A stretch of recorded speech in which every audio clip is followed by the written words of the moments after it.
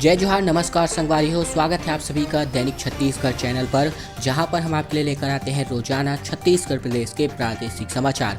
चलिए दोस्तों, आज की सबसे पहली बड़ी खबर से शुरुआत करें, जहां पर 13 जनवरी से जो है छत्तीसगढ़ वालों के लिए बहुत बड़ी खुशखबरी निकल कर सामने आ रही है, क्योंकि 13 जनवरी से महामारी का टीका छत्तीसगढ़ के आम लोगों को लगने जा रहा है। छत्तीसगढ़ के 21 जिलों में जो ड्राई रन है वो फिलहाल अभी किया जाना है। दरअसल महामारी वायरस के नए स्ट्रेन से ब्रिटेन में हाहाकार के बीच पीएम मोदी ने सरकार द्वारा 13 जनवरी से भारत में बड़े पैमाने पर महामारी के टीकाकरण की तैयारियां जो है की जा रही है। इधर छत्तीसगढ़ के 21 जिलों में महामारी वैक्सीनेशन की तैयारियों का परीक्षण करने के लिए 7 और 8 जनवरी को मॉक ड्रिल किया जाना है। इससे पहले 7 जिलों में इस मॉक ड्रिल यानी कि ड्राई रन का जो भी इंतजामात है वो किया जा चुका है। राष्ट्रीय स्वास्थ्य मिशन की संचालक डॉक्टर प्रियंका शुक्ला के मुताबिक छत्तीसगढ़ के सभी जिलों के मुख्य चिकित्सा एवं स्वास्थ्य अधिकारियों को आवश्यक तैयारियां करने के निर्देश दे दिए गए हैं।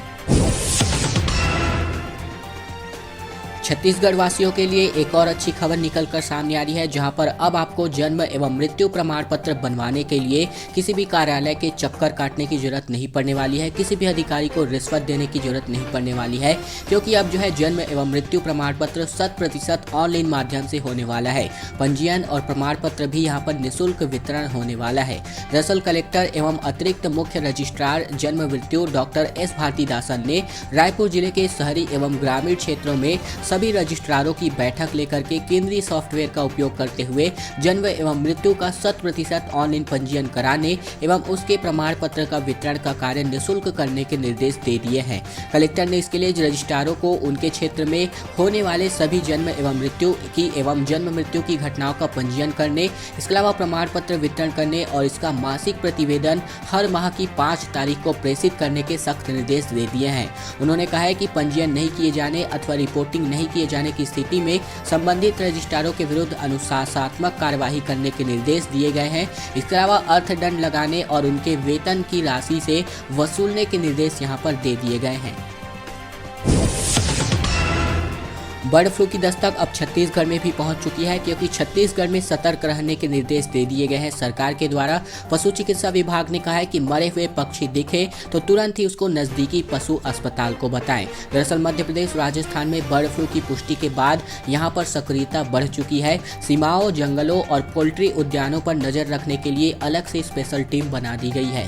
पड़ोसी राज्यों में बर्ड फ्लू की दस्तक के बाद अब छत्तीसगढ़ में भी खतरा बढ़ गया है। पशु चिकित्सा विभाग ने अधिकारियों, डॉक्टरों और अन्य आम लोगों को सतर्कता बरतने को कहा है।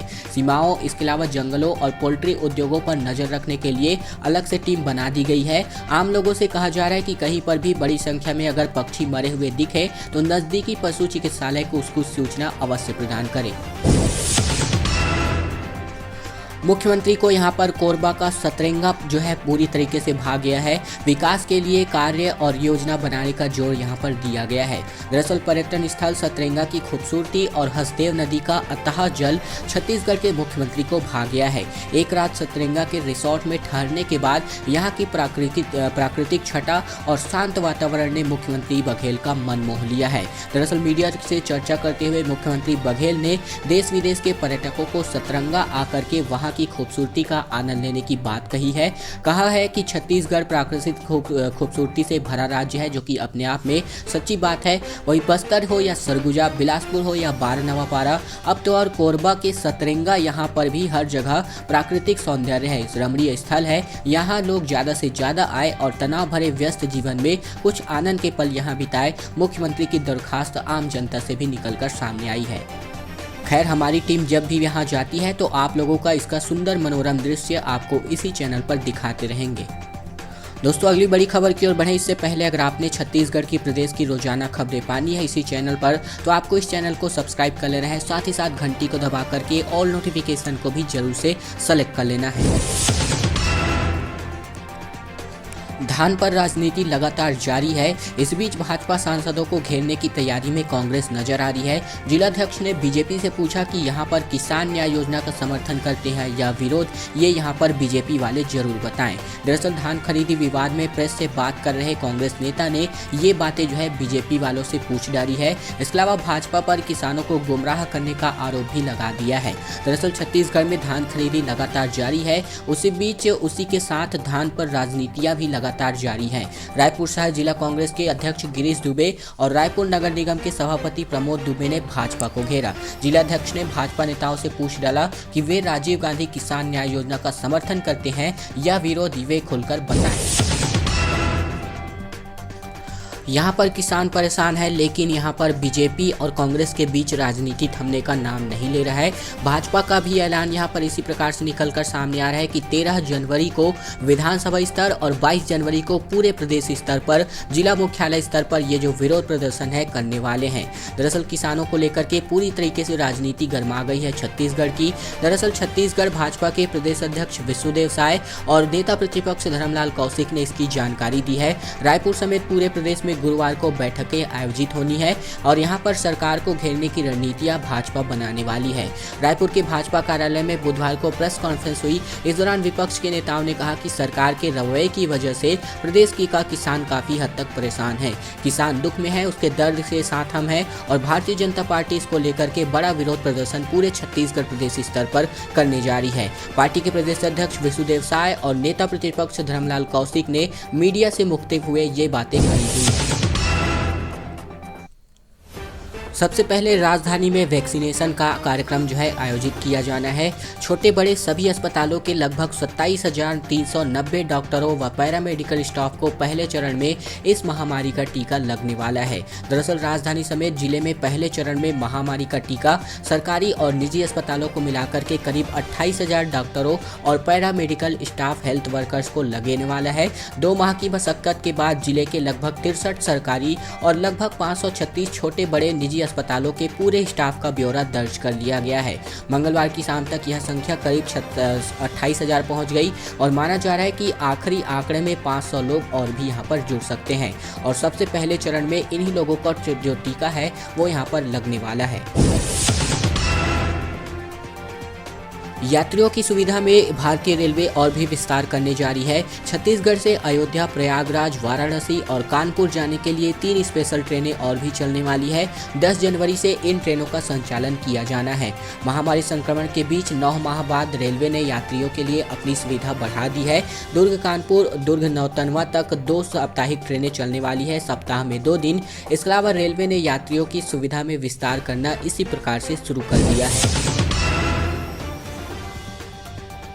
खबरें छत्तीसगढ़ लोक सेवा आयोग यानी कि CGPSC को लेकर के सामने आ रही है। PSC परीक्षा इस बार सीमित पदों के लिए आयोजित किया जाना है।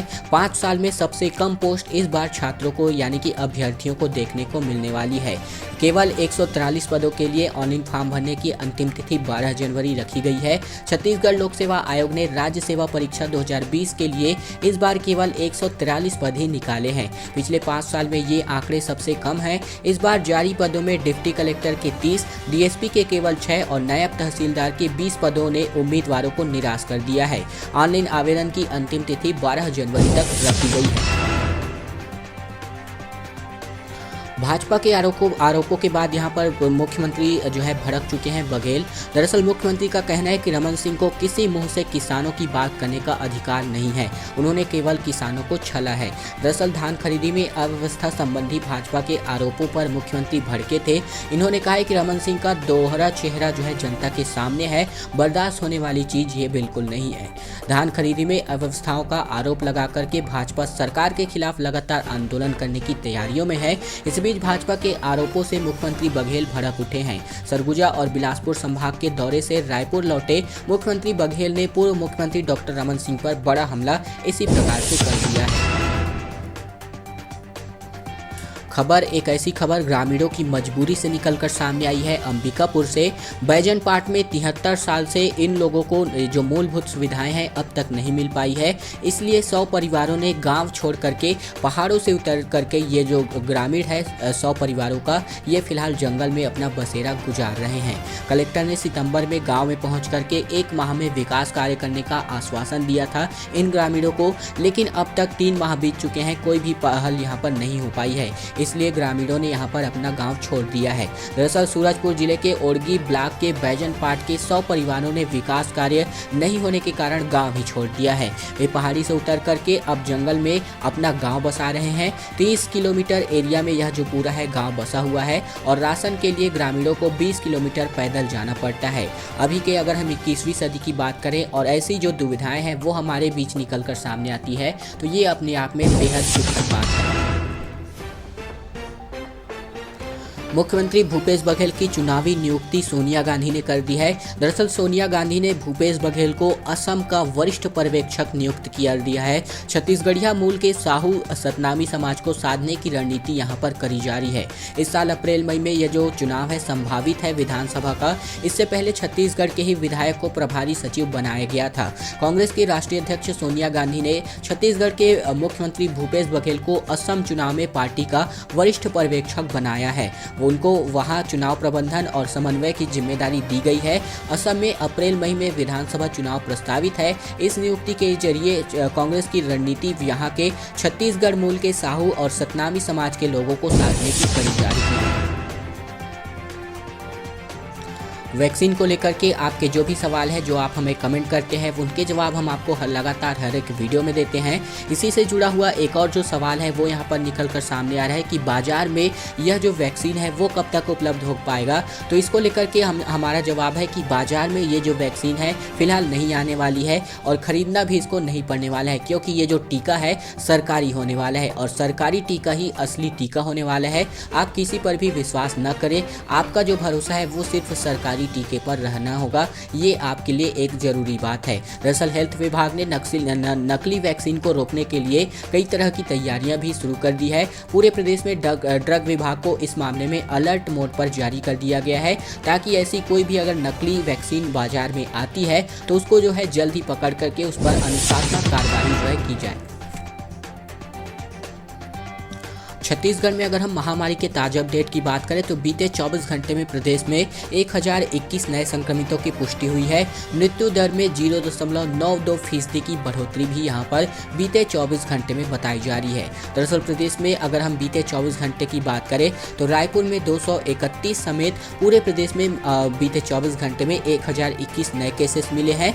बीते 24 घंटे में राजधानी के 4 समेत प्रदेश में कुल 25 मरीजों की मौत इस महामारी की वजह से बताई जा रही है। दोस्तों, आज की खबरों का सिलसिला यहीं तक का था। अगर आपको यह वीडियो पसंद आया तो आपको वीडियो को लाइक कर देना है, चैनल को सब्सक्राइब भी कर लेना है, घंटी को दबा लेना है और नोटिफिकेशन को सेलेक्ट भी कर लेना है, ताकि आपको छत्तीसगढ़ प्रदेश की रोजाना खबरें सबसे पहले इसी चैनल पर मिलती रहे। अगली वीडियो में फिर आपसे मुलाकात होगी, तब